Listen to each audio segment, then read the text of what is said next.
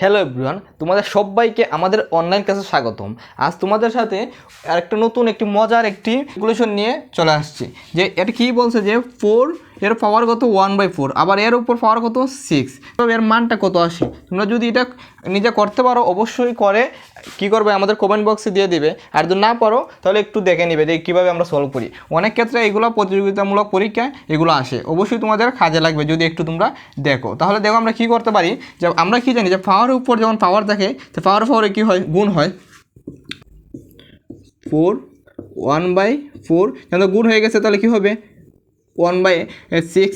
তাহলে দেখো আমরা এখানে কী করতে পারি, এটা আমরা কাটাকাটি করতে পারি। এটা 2 দ্বারা যদি আমরা ডিভাইড করি, 4 কত হয় 2, 6 করলে কত হয় 3, তাহলে আমাদের কত আসে পাওয়ারটা 3/2। এখন আমরা দেখো 4 আমরা কীভাবে লিখতে পারি। 4 আমরা যদি আমরা কি 4 এইভাবে লিখতে পারি, 2 এর পাওয়ার 2 দিয়ে তারপর আবার কী আছে এর পাওয়ার কত আছে 3/2।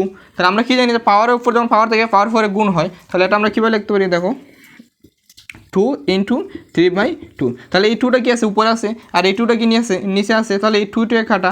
এবং তাকে কি 2 এর উপর পাওয়ার কত থাকে 3, তাহলে আমরা 2 এর উপর পাওয়ার 3 আছে মানে কি যে 2 কয়বার আছে 3বার আছে, 2 × 2 × 2 মানে কত 2 2 4, 4 2 8। তাহলে এটার উত্তর কত হবে 8। আশা করি তোমরা এটা বুঝতে পারছো। এরকম আরও অনেক ম্যাথ আছে, অবশ্যই তোমরা ট্রাই করবে যে এইরকম সহজভাবে ক্যালকুলেশন করার, কারণ অনেক প্রতিযোগিতামূলক পরীক্ষায় কিন্তু আমাদের ক্যালকুলেটর ব্যবহার করতে দেয় না। তখন আমাদের কী করতে হয়, আমাদের এরকম হাতে ব্যবহার করে আমরা কী করতে হবে, উত্তরটা আমরা সঠিক উত্তরটা বের করতে হয়। থ্যাংক